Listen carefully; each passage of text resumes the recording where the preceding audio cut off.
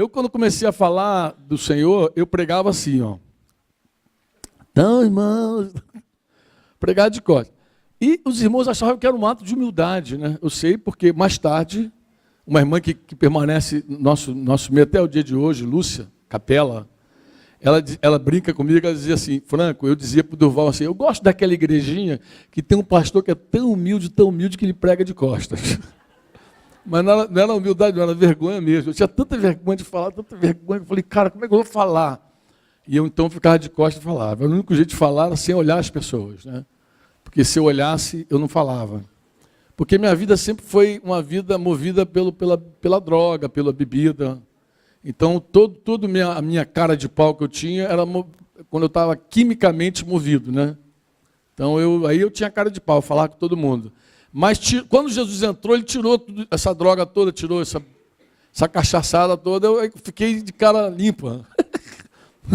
E de cara limpa era uma negação, pô, não falava de cara limpa. Eu só ficava assanhado se tomasse uma, eu soltava a língua. Mas sem tomar era horrível. E aí Jesus teve que fazer essa obra também, quebrar a minha vergonha, né? Me deixar sem vergonha, entendeu? No bom sentido. Eu, no ano de 1996, 96, vamos lá, 17 anos já, né? É isso? Eu, visitando um grupo de irmãos, da onde saiu Dinho, da onde saiu Cristiano, Carol. Tem mais gente que saiu de lá? Paz era garotinho lá, já era cabeçudinho, já estava lá. Andava no meio da galera lá. O Paz também. Visitando esses irmãos, daí veio coisa boa, veio muita gente boa daí, viu? Visitando esses irmãos, Deus me deu uma palavra muito interessante. Depois essa palavra virou um livretinho. Alguém copiou, alguém escreveu, falou assim, pô, Franco, esse assunto é tão interessante. E o livretinho ganhou um título de Por que sofremos? Por que sofremos?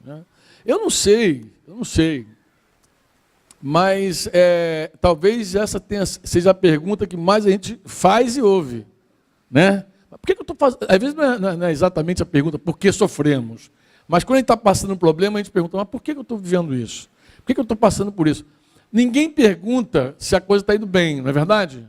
Alguém te deu um salário maior, te deu um aumento, e por que, Senhor, que me deu esse aumento? Porque ninguém faz esse tipo de pergunta, né? Naturalmente, os caras têm resposta para isso. Eu sou bom mesmo, né, cara? Trabalhei para caramba, fui aumentado. Ninguém pergunta. As perguntas, normalmente, os nossos porquês, eles nascem normalmente quando a gente está passando por alguma dificuldade, que a gente não entende, né? Porque a gente tem na nossa cabeça muitos conhecimentos, muitos princípios na nossa mente, e a gente quer identificar. Normalmente, quando a gente tem um problema com filho, por exemplo, filho, né? Quem tem problema com filho sabe como é que é, ainda mais quando o filho fica adolescente. A pergunta normalmente é, por que fulano está assim? Onde foi que eu errei? Então, deixa eu te fazer uma pergunta. Você está dizendo que se você tivesse feito tudo certo, teu filho não teria se desviado? É isso que está dizendo. Se você disser onde foi que eu errei, você está dizendo assim, poxa, se eu tivesse feito alguma coisa, tudo certinho, arrumadinho, jamais meu filho teria saído do caminho. Mas isso não é assim. Deus fez tudo certinho e Adão fez a jaca de pantufa. Ele não meteu o pé na jaca, não, ele vestiu as duas. Ele vestiu a jaca no pé, ele fez pantufinha. Aqui em Curitiba se entende bem, né? Eu já consigo fechar os olhos e ver Adão metendo o pé na jaca, literalmente andando nas duas assim, como se fosse uma grande pantufa. Ele foi criado por um pai amoroso, mas ele fez a escolha dele errada.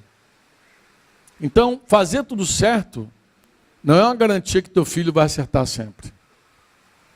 Você pode fazer tudo certo e em algum momento teu filho fazer escolhas erradas. A Bíblia mostra isso. A Bíblia mostra pais bons com filhos maus. Pai mau com filho bom. Deus fez tudo certinho. Adão fez a escolha dele. Agora, isso não justifica a nossa carnalidade. Obviamente, né? Nesse livro, eu digo não justifica a nossa carnalidade, porque já que está tudo arrebentado mesmo, já que está tudo errado mesmo, então vamos seguir adiante. Deixa que Deus segura esse negócio no final, não é assim não. Porque Deus, eu falei domingo passado, Deus tem um plano de nos conformar com Jesus. Quem se lembra disso?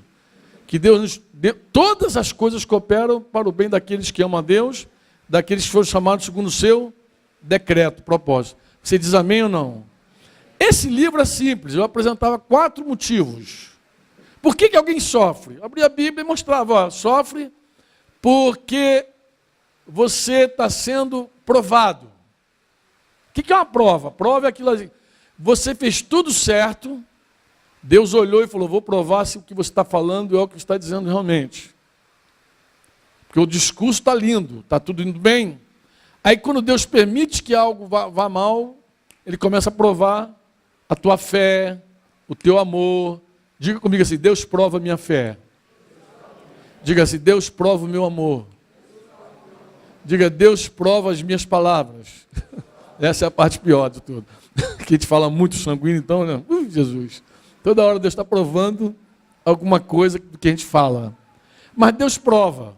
E tem muita gente sofrendo agora, nesse exato momento, porque Deus está provando. A outra coisa que eu apresentei nesse livro é a consequência. Diga comigo, consequência. Diz consequência. Não ouvi você falar. Então diz prova, consequência. O que é a consequência? A consequência é uma lei que rege o mundo. É aquilo que você planta, você colhe. Tem um monte de gente endividado hoje que não está sendo provado. Ele plantou a dívida, ele comprou compulsivamente. Não. Quem compra compulsoriamente são alguns maridos debaixo da pressão da mulher. Vai, compra. Tá bom, ele compra. Isso foi compulsório. Mas eu estou falando a compra compulsiva. Muita gente está endividada, mas não é uma prova. Muita gente está sofrendo com o marido hoje, mas não é uma prova. Você quis casar. Se passar o filmezinho da tua vida, tu vai ver teu pé batendo lá para tua mãe. Quem vai casar sou eu, não é você. E tua mãe aconselhando, minha filha, não faz. Não, eu amo esse homem. Aí sofre depois, não pode botar na conta de Deus, não pode botar na conta do pai, da mãe. Existem várias escolhas que a gente faz, amigos que a gente escolhe no mundo, coisas que às vezes o pai aconselha, a mãe aconselha e o cara quer fazer. E depois escolhe. Então não pode dizer que é prova. Poxa, estou numa prova, ora por mim. O que foi, meu filho? Olho roxo, né? Eu sempre lembro dessa figura. Um cara com olho roxo dizendo que o diabo estava furioso com ele. Que ele estava passando a maior prova de Deus. Aí você senta com o cara e descobre que ele mexeu com a mulher no ônibus, o marido estava perto, deu no socão. O que tem de prova nisso? O cara foi sem vergonha. Deus não é glorificado em nenhum momento assim. Então diga comigo assim, prova. Diz consequência.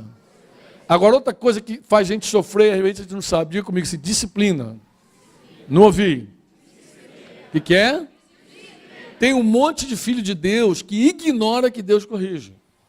Leia a Bíblia todo dia. Ó, diz a Bíblia que Deus disciplina e corrige a todos quanto ama. É possível que você seja pai e mãe que você nunca corrigiu o teu filho. Nunca. Já vi até pai batendo no peito assim. Eu nunca corrigi meu filho. Nunca. Mas Deus corrige. Problema teu se tu não corrige, se você está cheio de acusação, se você foi criado de uma maneira muito austera, severa, e agora quer dar um retorno para o teu filho fofinho. Mas eu te garanto uma coisa, se teu filho um dia creu em Jesus, se batizou, pode ter certeza, a varinha vai pegar teu filho e dói. Porque Deus corrige. E Deus não corrige por pouco tempo, não. A Bíblia diz que Deus corrige por muito tempo. Ele corrige doloroso. Irmão, olha, se tem uma coisa que dói, é quando Deus pega. Eu sempre recomendo, quem tem responsabilidade de corrigir, corrige. Corrige tua mulher, corrige teus filhos. Porque se você não corrigir, Deus vai pegar eles. E Deus pega doído. Quem pensa que Deus não pega, não conhece Deus. Não conhece.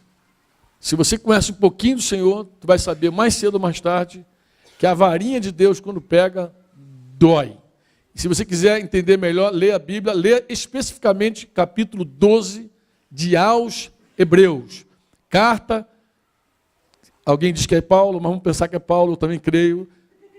O autor desconhecido, Paulo, aos Hebreus, o capítulo 12, você vai ver o que é ser disciplinado. Tá, mano? Como é que Deus ama? Como é que Deus pega?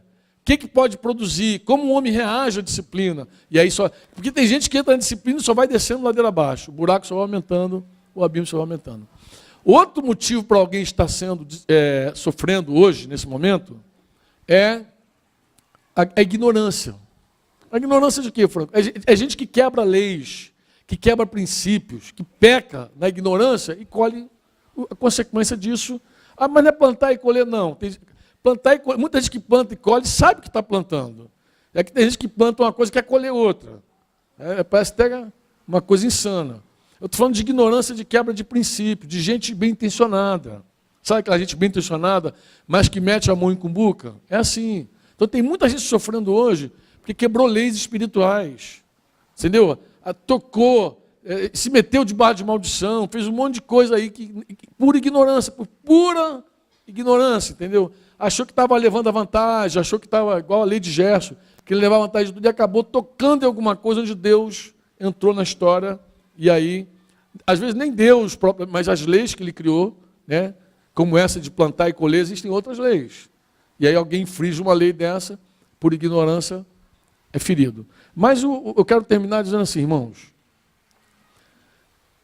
você saber por que você sofre não exige fé. Você pode descobrir constatando, estudando, investigando. Entendeu? Você pode chegar assim, não, vou descobrir por que eu estou nessa maré de azar. Aí chega lá, senta e descobre que foi consequência, descobre que foi ignorância, se descobre.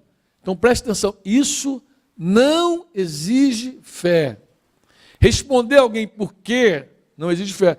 Eu só coloquei esse título no livro porque ele atrai mais a pessoa. Ninguém quer saber para que eu sofro. Qual o propósito disso? Ninguém pergunta isso. As pessoas perguntam por que eu estou sofrendo, por que eu sofro. Ninguém diz assim, ó, qual é o plano de Deus? Qual é o propósito de Deus nisso aí? O que Deus tem na mente? Porque Deus é nosso Pai. É ou não é Pai? É ou não? Deus é Pai ou não? Deus faz com que tudo coopere para o nosso bem? Diga comigo, tudo coopera.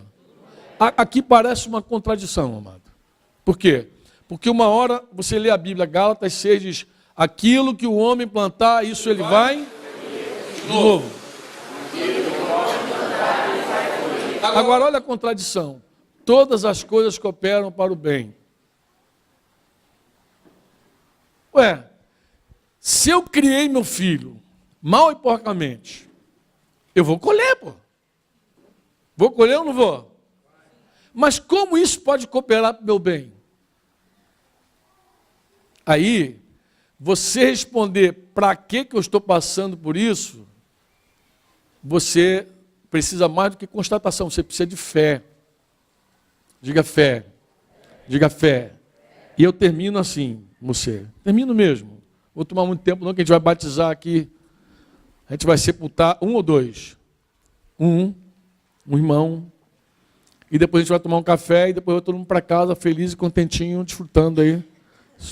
Mas eu quero dizer para você o seguinte. Para que você está sofrendo? Qual o propósito de Deus na tua dor? Qual o plano de Deus? O que eu vou falar aqui exige fé. Tá, amado? Exige fé. Porque você pode estar com o teu filho agora na maior pendenga do mundo, teu coração pode estar sangrado. Ó, eu passei 10 dias aqui, e a coisa que mais Deus falou no meu coração foi sobre filhos. E eu vi muito pai debaixo de culpa, vi muito pai debaixo de pressão, debaixo de condenação. E eu vou te falar, mesmo que você faça tudo certo, o teu filho ainda pode escolher errado. Então, se alguém dissesse, Franco, eu fiz tudo errado e estou colhendo, o que eu faço? Eu vou dizer, olha, você tem que chegar para Deus, pedir perdão a Deus das suas carnalidades, porque é assim, ó, todo sofrimento, olha para cá, tá vendo? Meu braço faz de conta que é uma linha, tá? Todo caos da nossa vida, todo sofrimento, pode produzir 3 sentidos na nossa vida. Uma descendente. Vamos pensar que Deus está lá em cima, tá? Eu estou aqui. Passei uma tribulação, me afastei de Deus. Passei uma tribulação, me mantive na mesma posição que eu estava antes, não mudou nada, eu continuo na mesma coisa. Passei uma tribulação, me aproximei de Deus. Ó, o sofrimento pode fazer assim, nos afastar de Deus. O sofrimento pode ser nos manter em Deus. O sofrimento pode nos aproximar de Deus. Isso qualquer pessoa é assim. Se um sofrimento, um problema me aproximar de Deus, esse problema não é uma maldição. Esse problema é uma bênção disfarçada. É um problema, mas na verdade é uma bênção. Por que foi uma bênção? Porque ele fez o que comigo? Me levou para Deus. Ah, meu filho está assim, minha filha está rebelde, o que tu vai fazer? Tu vai se afastar de Deus e botar na conta dele? Vai botar na conta da igreja porque a igreja não cuidou do teu filho? Você vai responsabilizar o cônjuge? Meu marido não é exemplo, eu me matei aqui, mas vai responsabilizar a mulher? Eu te deixei olhando esse garoto, essa garota não viu. Ou você vai ir para Deus? O que você vai fazer? Você vai se manter na mesma coisa, a mesma porcaria, a mesma almice que vinha antes? Ou você vai para Deus? O que você vai fazer? Então, olha, amado, é essa resposta que vai definir a tua vida. O problema que você vive hoje, se você for para Deus, esse problema não é mais problema. Ele é uma bênção disfarçada de problema. Porque Deus conseguiu mexer contigo. Deus conseguiu mexer no teu conformismo, na tua zona de conforto. Deus já balançou a tua jaqueira. Você estava lá muito na tua, assistindo televisão, jogando videogame, passando tempo, comendo pipoca, né? Mas Deus mexeu contigo. Deus falou, olha, Deus deu uma mexida com você. Deus balançou você, falou assim, olha, se você não tiver atenção, se você não chegar a mim, se você não me buscar, tu vai perder tudo. Aí foi bom. O salmista diz assim, diga comigo assim, repita comigo assim, foi-me bom eu ter passado por aflições para que eu aprendesse os teus decretos. Diga assim, foi bom eu ter passado. Como é que alguém diz foi bom ter passado o problema? É quando ele descobre que o problema produziu algo melhor, superior. Foi bom, pô. Então, o que alguém deve saber quando está passando por problema? Aí nesse livro eu coloco 5 verdades. Ó, mais do que saber por que estou sofrendo, mais do que isso é, para quê? Qual o propósito de Deus? Então diga comigo aqui, para a gente terminar com isso na tua cabeça. Diga assim, primeira verdade. Ih, vocês não almoçaram hoje não é possível. Diga a primeira verdade. Diga, Deus ensina através do sofrimento. Diga, Deus ensina através do sofrimento. Mas o que ele ensina? Ah, mas ensina. Se ele ensina é algo que a gente não sabe. A Bíblia diz, a própria Bíblia diz, Hebreus, capítulo 5, versículo 8, diz que Jesus aprendeu. Aprendeu o que, Jesus? A obedecer, a obediência. Aprendeu a obediência através de quê? Quem se lembra do texto todo? Vocês não conhecem, né? Através do sofrimento, através do que ele padeceu, do que ele sofreu. Jesus aprendeu obediência. Eu, quando li esse texto pela primeira vez, eu falei, mas aprendeu obediência? E tem alguma coisa que Jesus não sabe? Diga assim, Jesus aprendeu. A pergunta, o quê? Ele sabe tudo. Não, obediência ele não sabia. Porque Deus só manda, só dá ordens. Como Deus, Jesus nunca obedeceu a ninguém. Mas uma vez homem, aí ele teve que obedecer José, obedecer Maria, porque ele mandou, ele deu esse mandamento. Ele não ia dar um mandamento, é quebrar o mandamento. Ele obedeceu às autoridades, ele obedeceu, ele pagou até imposto. Jesus obedeceu a tudo que ele mesmo ordenou. Então, como é que ele aprendeu isso? Pelo sofrimento. Ele sofreu para aprender. Então, se Jesus aprende com sofrimento, ele que é Deus, muito mais seres humanos como nós. Diga comigo assim, segunda verdade. Diga, segunda verdade. Diz, Deus nos transforma através do sofrimento. Isso aqui que eu estou falando aqui é do que está no livro. Estou tirando cola do livrinho daquela mensagem de 17 anos atrás. Se depois você quiser pegar o livro com os irmãos aí, pegar não, que os irmãos vão deixar assim fácil, não. Eles vão te vender. Esses caras não são mole, não. Não, estou brincando. Eu nem sei se tem esse livro aqui em Curitiba. Tem? Porque sofremos? Nem deve ter, não. Ó, mas não tem problema não. Se você quiser, eu te mando em PDF para você, mando de graça para você. Eu sempre quebro esses esquemas da venda aí, né? Inclusive, a maior parte desses livros aqui que esses irmãos vendem para vocês, deixa eu falar para você.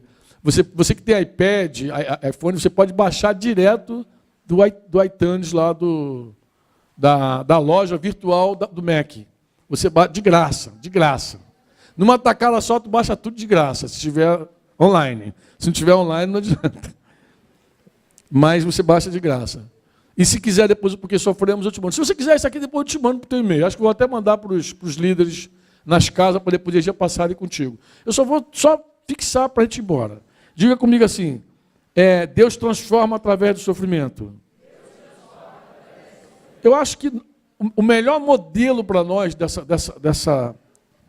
dessa declaração é o que Jó declarou no capítulo final do livro de Jó, 42, verso 5, quando ele disse, eu te conhecia de ouvir falar, mas agora os meus olhos te contemplam. Só para lembrar você que Jó era um homem, já considerado no início do livro de Jó, um homem íntegro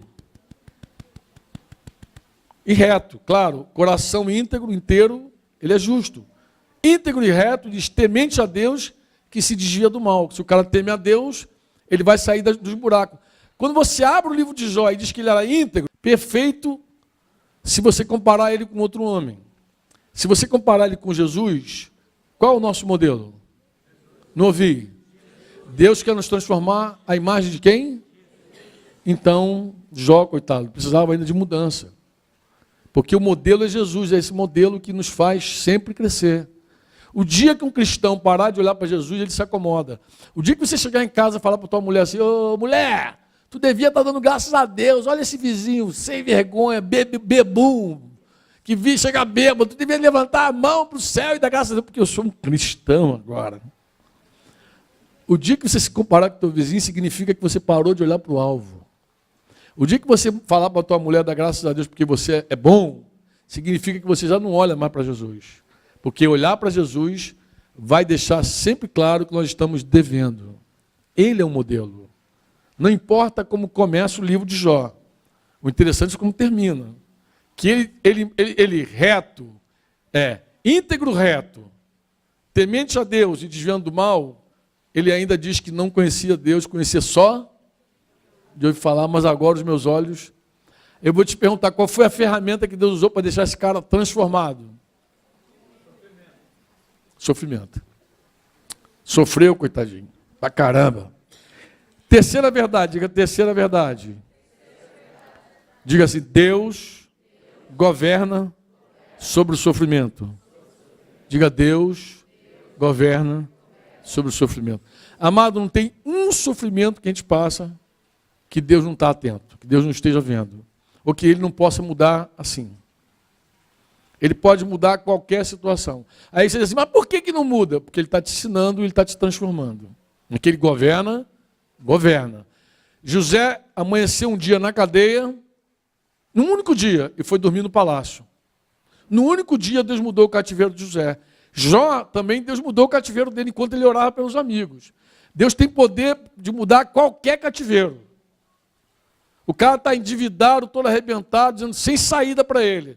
Mas se ele for para Deus, Deus tem poder de mudar a tua história num único dia. Aí você diz assim, mas por que ele não faz? Eu vou te falar por que ele não faz. Porque melhor do que botar 1 milhão na tua conta, é ensinar você a usar o dinheiro. Porque o cara enrolado, com 1 milhão na conta, vai virar 1 milhão negativo daqui a pouco. É uma questão de tempo. Quanto dinheiro já rolou na tua mão? Nem precisa dizer. Um dia tu vai falar com Deus e Ele vai dizer quanto foi. Quanto dinheiro jogado fora? Quanto desperdício? Quanta compra sem direção? É assim ou não é assim?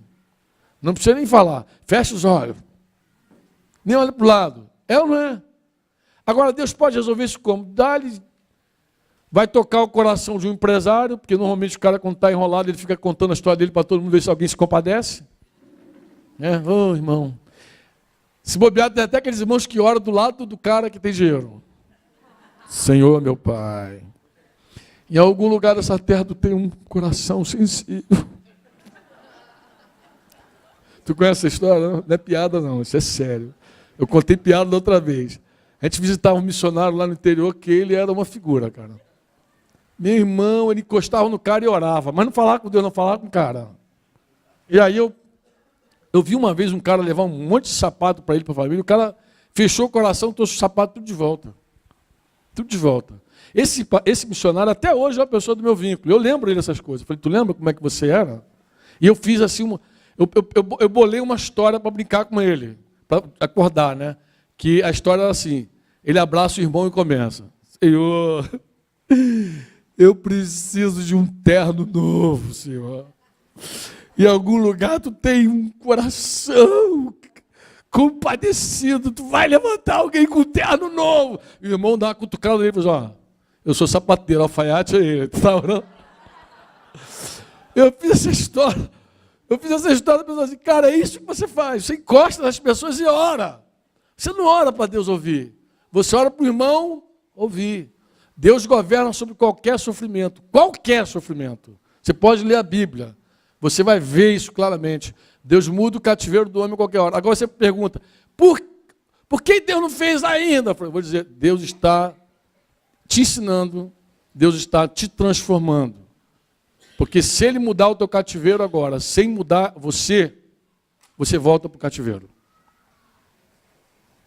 Vou perguntar, nem responda. Por favor, nem responda. Quantas vezes na vida Deus nos tirou do cativeiro e a gente com o nosso próprio pezinho voltou para lá de novo? Quantas vezes nós falamos, Senhor, se tu me tirar dessa, nunca mais eu volto para esse negócio. E voltou. É assim ou não é assim? Então, diga, Deus governa sobre tudo. Sobre todo sofrimento. Quarta verdade. Diga comigo, os planos de Deus não podem ser frustrados. Quem declarou isso? Jó, mas a Bíblia tem vários textos que deixam claro. Apocalipse, eu gosto muito, o 8, que diz assim, Jesus disse assim, e o alfa e o ômega. Ele disse, eu sou o alfa e o ômega, eu sou a primeira letra e a última, eu sou o primeiro e o fim. Não é isso?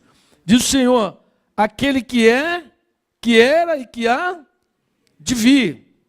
Você diz amém ou não? Ele é o princípio e fim. O que Jesus começou, ele vai terminar. Ele é poderoso para terminar. Jó disse, bem sei que tudo podes, nenhum dos teus planos pode ser frustrados. Planos, fala de muita coisa. Propósito, a gente já aprendeu no domingo passado, é uma única coisa. Deus quer ter uma família de muitos filhos, semelhantes a quem? Para quê? Para que o Pai seja glorificado. Nós já entendemos isso. Entrou ou não entrou? Agora, como é que Deus faz isso acontecer? Tem muitos planos. Tem planos que são contra você. E Deus usa. Tem planos que as pessoas pensam, mas Deus vai usando tudo. Deus usa qualquer coisa para cumprir o propósito dele. Por isso que Jó falou, os teus planos não podem ser frustrados. Deus tem um fim para cada um de nós. Você crê ou não? Crê ou não? Você recebe? Se lembra que eu falei que para essas coisas precisa de fé? Se eu disser por que você sofre, isso você pode constatar. Mas se eu disser o plano de Deus para você, isso você precisa crer. Você precisa crer que Deus tem um plano maravilhoso para a tua vida, de transformar a tua vida, de mudar e de te ensinar um monte de coisa que você não sabe. Quem está caminhando com Jesus aqui há alguns anos sabe que Deus ensina, que Deus transforma. Você pode dizer amém ou não? Pode dizer amém? Que os planos dele não podem ser frustrados. E por fim, diga comigo assim, quinta verdade. Diga assim, Deus está presente no meu sofrimento. Amados, Deus é socorro bem presente na hora da angústia. Uma coisa que Deus não faz é te deixar sozinho na furada. Se Ele promover um tsunami na tua vida, se Ele promover, sei lá, quando o mar está revolto, maremoto não é ressaca, nem rodemoinho, está tudo bem, é tudo isso aí mais alguma coisa. Eu esqueci a palavra agora. Mas quando você passa por qualquer tribulação na tua vida, angústia, sofrimento, eu sei que nessa hora a gente pensa assim, Deus não está comigo. Como é que Deus pode estar comigo e eu estou nessa furada? Mas Deus é Pai? Deus é Pai? Ele é um Pai presente? Deus deixaria você sozinho, amado, em alguma coisa? Você deixaria teu filho passar por algo sozinho? Teu filho, que você ama, tua filha, você não tem filho, eu sou solteiro. Então pense em alguém que você ama, você deixaria uma pessoa que você ama sozinho? E por que você acha que Deus te deixou sozinho? Soltou tua mão. Ó, quem solta a mão de Deus de vez em quando, quem tenta, somos nós. A gente é igual aquelas crianças pirracentas. Já viu criança pirracenta? Que você dá a mãozinha, ele fica querendo tirar a mão, quando ele está com raiva, né? Eu tenho 2 filhos. A minha filha tinha uma rebelião ativa, visível. Quando se rebelava, todo mundo via. Meu filho não, ele era aquela rebelião passiva. Sabe qual é? Quando você dava uma bronca e dava a mãozinha, ele sozinho queria tirar a mãozinha da mãozinha, assim. Então eu já sabia que o moleque estava rebelado, já rebelou. Já rebelou, tirou a mão da mão, já tirou, já está com raiva. Mas não brigava, não fazia cara feia. A Débora não, a Débora fazia masculino. Já viu logo, rebelou. Mas o rebelde passivo tem essa coisa. É difícil detectar o rebelde passivo. Rebelde passivo tem atitudes, entendeu? Mas mesmo quando o nosso filho se rebela contra nós, a gente não abandona. E nós somos maus, disse Jesus. Jesus falou, se vocês são maus e sabem dar boas dádivas aos vossos filhos, quanto mais o Pai que está no céu dará o Espírito Santo àquele que pedir. Então Deus está presente na tua vida. Se você não tem essa convicção ainda, invoca Jesus. Invocar é chamar para dentro. Se você não tem certeza que Deus está na tua tribulação, se você não tem certeza que Deus pode mudar, transformar você, se você não tem essa convicção que Deus está te ensinando, se você não tem essa convicção ainda, significa que você ainda não conhece Ele em nenhum nível. Daí tu está debilitado, mas você pode hoje que está me ouvindo, você pode fazer uma oração aí no teu lugar e dizer assim, Jesus, entra na minha vida e faz diferença. Muda a minha história, muda o meu cativeiro. Você pode fazer. E se você já conhece Jesus, você já conhece e está passando por um momento difícil, eu quero animar a tua fé. Você diz amém ou não? Diga assim, Deus me ensina. Diga, Deus me transforma. Ele governa sobre tudo. Os planos deles não podem ser frustrados. E diga assim, Ele está presente na minha vida. Emanuel, que significa Deus conosco. É isso que é Emanuel. Por isso que o profeta diz que o seu nome será Emanuel, significa Deus conosco. Diga Deus conosco. Diga Deus conosco. Amados, Jesus é tão presente, que uma igreja lá no Apocalipse, chamada Laodiceia, colocou ele para fora da comunhão íntima, da mesa. E ele voltou lá e disse, eis que estou à porta e... Ele falou com a igreja, se alguém ouvir minha voz e abrir a porta, o que eu faço? Vou dar uma bronca e sair fora? Não, eu entrarei. Eu cearei contigo, de novo. Jesus é humilde. Ele, quando é excluído, ele não tem complexo de rejeição. Ele não fica, ninguém me ama, ninguém me quer, não volto nunca lá. Jesus não tem esse negócio não, amado. Tira isso da tua cabeça. Jesus é tão amoroso, livre de todo o complexo de rejeição, de inferioridade, que quando a gente rejeita ele, sabe o que ele faz? Ele bate na porta para entrar de novo. Mais uma vez ele quer entrar, porque ele sabe que o lugar dele é no nosso coração. Você diz amém ou não? Então ele não tem complexo. Você pode confiar. Ele está presente. Ele está na minha tribulação. Ele está na minha dor. Ele está na minha angústia. Amém ou não? E se eu não tenho convicção, vamos orar agora. Vamos orar agora.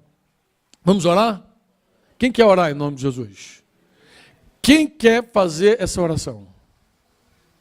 Vamos fazer essa oração então? Olha, o meu desejo, de verdade, eu sei que 10 dias é um curto espaço de tempo, mas nesses 10 dias Deus me falou muitas coisas sobre corações que estão sobrecarregados, corações que estão culpados, que estão pressionados, que estão debaixo de jugo. Eu até conversei pessoalmente com alguns irmãos e animei esses irmãos a irem para Deus e dizer, olha, confessa para Deus e pede ajuda, porque nós dependemos de Jesus todo o tempo. Quem falou isso foi o próprio Jesus. Sem mim, nada podeis fazer. Então, não se sinta suficiente. Não se sinta suficiente, porque você não é suficiente. Não fica dizendo onde foi que eu errei, porque se você disser isso, você está dizendo que o sucesso do teu filho depende da tua presteza, depende da tua sabedoria, depende da tua capacidade. E eu te falo, não depende. O sucesso do teu filho, a vitória do teu filho depende de Deus. Tudo que você precisa depende de Deus.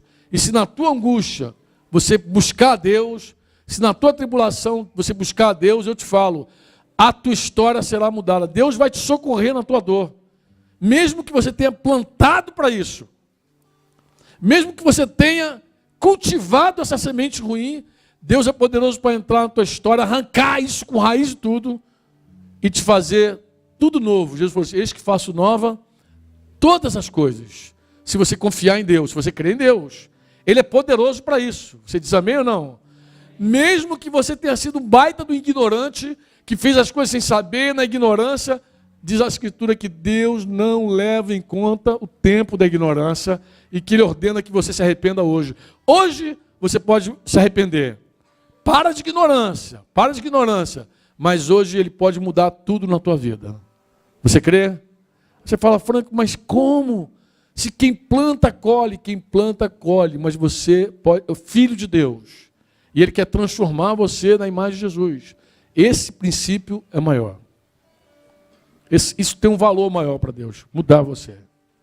Daí Ele faz com que tudo coopere para o teu bem. Isso está em conta para Deus. Deus quer mudar o teu coração. Amém? Mesmo que você diga assim, Franco, eu estou sendo provado, eu nem pedi para estar passando por isso, nem semeei para estar passando por isso, nem estou colhendo o que plantei. Ainda que seja uma prova, tu vai para Deus, porque quem te dá graça para passar na prova é Deus. Já dizia uma canção muito antiga, dá-me mais graça, Senhor, dá-me mais graça. Quando alguém está passando por prova, tem que ir para Deus e falar, Senhor, me dá graça, porque eu vou surfar nessa onda, eu vou passar nessa tribulação, eu vou sair do outro lado mais forte, vou sair do outro lado capaz, mais capacitado, porque tu estás comigo. A tua vara e o teu cajado me consola. Olha, saber que Deus está presente é uma vitória sobre o medo. Por isso que Deus diz assim, diga comigo, não tenha medo. Diga, não tenha medo. Diga, não temas. Diga, não temas. Agora conclui a frase. Porque eu sou contigo. O medo vai embora quando você tem certeza que Jesus está no teu barquinho. O medo vai embora, aí isso é fé. Isso é fé, não é constatação não. Porque você pode duvidar se achar que o barco está virando. Isso é fé. Que Deus te conceda fé. Vamos orar? Quem quer orar? Vamos orar. Pai Santo, nós estamos aqui no nome de Jesus, gratos a Ti por esse dia que passamos juntos aqui. Brincamos, rimos, conversamos. Mas, sobretudo, Senhor, Teu Espírito também nos edificou aqui, através dos nossos relacionamentos, Senhor. Tudo que nós vivemos aqui esse dia, nós queremos dizer que foi para o louvor da Tua glória, Senhor. Obrigado pela oportunidade de estarmos juntos. Poderíamos estar em qualquer outro lugar, longe de Ti, longe da comunhão da Tua igreja, mas Tu nos concedeste estarmos juntos hoje. Quero Te orar nessa hora, Pai, em nome de Jesus, que se tem algum coração aqui aflito, angustiado, sobrecarregado, se tem algum pai, alguma mãe aqui se sentindo acusado, triste, Pai, eu quero pedir socorro nessa hora, em nome de Jesus. Que Tu venhas, Senhor, sobre nós e nos encha de fé, Senhor. Encha de fé. Para crer, Senhor. Nós precisamos crer que Tu nos transforma, nos ensina. Que os Teus planos não podem ser frustrados, que Tu presides aos dilúvios, Tu presides aos dilúvios, Senhor, e que Tua presença está continuamente conosco, Pai. Senhor, queremos pedir também, que se tem alguém aqui que não Te conhece ainda, de verdade, que só Te conhece que ouviu alguma coisa sobre ti. Se tem alguém assim, nós queremos te pedir também que tu toque esses corações nessa hora. Em nome